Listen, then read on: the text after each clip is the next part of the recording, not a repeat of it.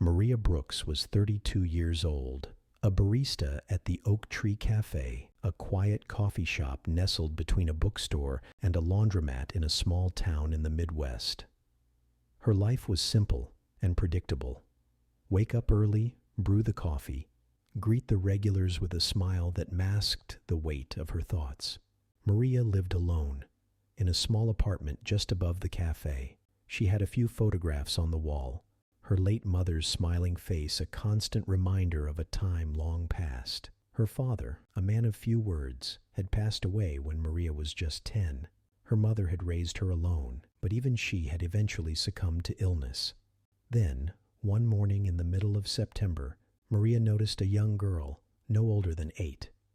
The girl came in every day, sitting alone at the same corner table, her eyes large and searching, but never really seeing anyone. Maria would prepare her usual, a hot chocolate and a blueberry muffin, even though the girl never asked for it. Every morning she came in, sipping her drink, nibbling at the muffin, but never asking for anything. Maria never asked her name, nor did the girl offer it. There were days when she would look at Maria as if she wanted to say something, but her lips stayed sealed. Maria would wonder about the girl's life, her family, where she went after the cafe closed. But she kept her questions to herself, not wanting to intrude into a silence that seemed sacred. And then, after a few weeks, the girl stopped coming. Maria noticed it immediately, her heart sinking as she scanned the cafe, hoping to see the small figure entering through the door. After the young girl stops coming to the cafe for several days, Maria begins to notice her absence more and more. She scans the cafe each morning, hoping to see the small figure entering through the door, but each time, the booth remains empty. With each passing day, Maria feels a growing concern, though she never speaks it aloud. She wonders where the girl might be, if she's safe, and why she hasn't returned. The thought lingers in her mind as she continues her daily routine, but despite her curiosity, Maria keeps her distance, respecting the girl's silence and never questioning her. Then, on the 15th day after the girl's absence, something unusual happens. Maria finds herself preparing the usual breakfast, and as she does, the thought crosses her mind. What if she comes back today? Maria doesn't expect it, but she feels the need to leave the pancakes on the counter just in case. She prepares the extra plate and places it on the corner booth, the same booth where the girl always sat. When Maria looks up, she's surprised to see the girl sitting there, quietly staring at the food. For a moment, neither of them speaks. The girl's eyes are filled with hesitation, and Maria's heart swells with compassion. "It's okay," Maria says softly, her voice filled with reassurance. "The cook made too many. I didn't want to waste it." The girl still doesn't speak, but she slowly reaches for the fork, picking it up with careful fingers, and begins to eat the pancakes, though there's a hint of wariness in her movements. Maria watches quietly from behind the counter, her eyes never leaving the girl, feeling a deep sense of satisfaction in knowing that the girl is eating, even if the silence between them remains unbroken. As the days go by, this becomes their unspoken ritual. Each morning, Maria would set aside a portion of her tips to pay for the girl's meals, whether it was pancakes one day, scrambled eggs and toast the next, or oatmeal with brown sugar when the mornings grew colder. The girl never asked for the food, never initiated conversation beyond a quiet, "Thank you," but each morning she would sit at the same booth, sipping her drink and nibbling at whatever food Maria had prepared for her. Over time, the girl's presence becomes part of the cafe's rhythm, and the other customers, who have grown accustomed to the quiet exchange, stop asking questions. But not everyone is as understanding. Kathy, who works the grill, corners Maria in the back after the 3rd week. "You're feeding a stray," she says, her tone a mix of concern and skepticism. Not unkindly, but with the pragmatism of someone who's seen how kindness often goes unappreciated. You give handouts, they never learn gratitude. He'll just disappear one day, Kathy warns. Maria doesn't argue, but instead she simply shrugs, her eyes soft as she replies, "It's fine. I used to be that hungry too." Kathy gives her a skeptical look, but doesn't press further. Maria has always kept her personal struggles quiet, and this is the most personal information she's shared with anyone in the 3 years she's worked at Rosie's. Still, despite the doubts of her co-workers, Maria continues her quiet act of kindness. It doesn't matter to her whether the girl ever shows any gratitude or not. In her eyes, the important thing is that someone isn't going hungry. The cafe manager, Mark, however, is less understanding. One morning, he calls Maria into the small office behind the kitchen, his expression serious. "I've been watching you with that kid," he says, his voice stern. "You can't have employees giving away free meals. It's bad for business and sets a bad precedent." Maria stands quietly, her hands fiddling with the hem of her apron. She knows Mark is right. She's breaking the rules, but it doesn't matter to her. She's not giving away food for free. She's feeding someone who needs it without asking for anything in return. "I understand," Maria says softly, offering a simple nod. But Mark presses on. "Those tips you're using barely cover your rent. You can't keep doing this." Maria pauses, then replies, her voice resolute. "It's my choice. I can handle it." After a long silence, Mark sighs, rubbing his face in frustration. "Fine. But if it affects your work or if that kid causes any trouble, it stops immediately. Understand?" Maria nods, feeling a sense of relief. She's expected to be reprimanded, perhaps even fired, but this compromise feels like something she can live with. Each day, she continues to set aside a portion of her tips to pay for the girls' breakfast, though she sometimes wonders if it will make a difference. But the simple act of feeding someone, the small gesture of kindness, feels like the right thing to do. After the young girl's absence for several days, Maria begins to feel a growing sense of worry. She quietly wonders if something has happened to her, or if she's simply moved on.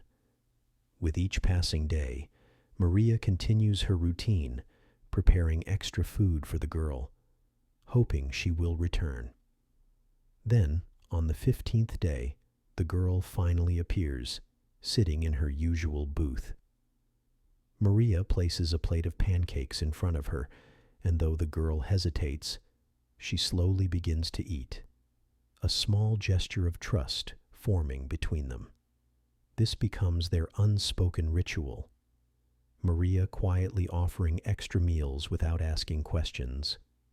Despite the skepticism of her co-workers like Kathy, who warns Maria that such kindness would be unappreciated, Mark, the diner manager, also confronts Maria, saying it's bad for business, but Maria insists it's her choice and covers the cost herself with her tips.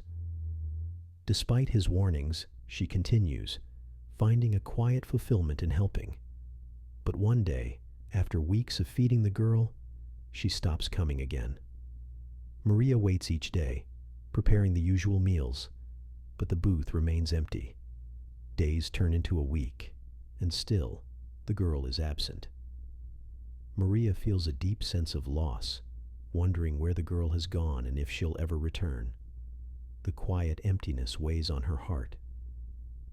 During this time, Maria notices a customer taking pictures of the empty booth, and soon a local Facebook group mocks the idea of feeding strays, criticizing Maria for giving away free meals. The cruel comments make Maria doubt herself for the first time. Late one evening, as she reflects on the situation, she opens a small wooden box containing a photograph of her father, a soldier who had served in the army. Beside it lies a journal where her father wrote about sharing a half ration with a local boy, despite the risks. His words resonate deeply with Maria. No one grows poor by sharing half a loaf, but those who forget to share remain hungry their whole lives. Maria realizes that kindness doesn't require explanations or conditions. She doesn't need to know the girl's story to offer help. Maria returns to her routine, continuing to set aside food for the girl, even though she's no longer sure if she'll show up. Then, on the 23rd day, everything changes.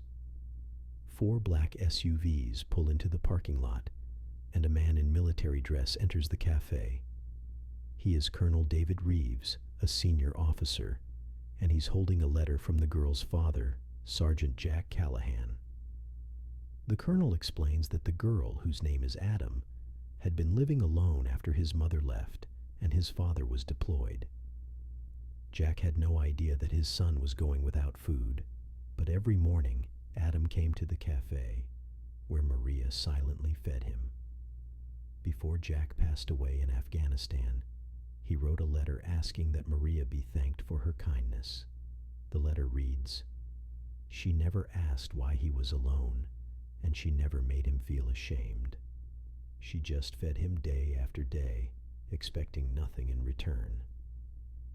The colonel salutes Maria, and so do his men, as a mark of respect for what she had done for one of their own. The news spreads quickly throughout the town. The same Facebook group that had mocked Maria now shares the story, and the comments shift from cruelty to admiration. Regular customers leave generous tips, and even Mark, who had initially opposed Maria's actions, displays a small American flag beside the booth where Adam used to sit, placing a plaque that reads, "Reserved for those who serve and the families who wait." In the following weeks, veterans and active duty soldiers begin visiting the cafe, and the booth is never empty again. The diner's atmosphere transforms, and the quiet kindness Maria showed Adam becomes a symbol of something much larger than just a meal. It becomes a reminder of the dignity and respect all people deserve, regardless of their circumstances. 3 months after the colonel's visit, Maria receives a letter from Adam. He thanks her for being the one person who looked at him without judgment and made him feel seen. "I didn't know your name until that day," Adam writes. "But every morning, you were the only one who looked at me like I wasn't invisible or broken. My dad always told me that real heroes don't wear capes, they wear uniforms. But I think sometimes they wear aprons too." Maria frames the letter and hangs it behind the counter as a personal reminder of why small acts of kindness matter. The letter becomes a quiet tribute to the impact she had on Adam's life, and unknowingly on his father's peace of mind. As the story spreads, more soldiers and veterans come to visit the cafe, leaving small tokens of gratitude, unit coins, patches, and other mementos. The booth where Adam used to sit becomes a special place for those who understand what it means to sacrifice and to support others without expectation. In the end, Maria's small acts of kindness, a plate of pancakes, a cup of hot chocolate, create ripples of change. The impact of her quiet generosity echoes far beyond the walls of the cafe, and the memory of the girl, now grown, lives on in every person who walks into the cafe and is greeted with the same warmth and care that Maria showed when she first noticed someone who was hungry. Her father's words continue to resonate. No one grows poor by sharing half a loaf. And Maria learns that sometimes the greatest kindness can come from the smallest gestures, those that expect nothing in return, but change lives nonetheless.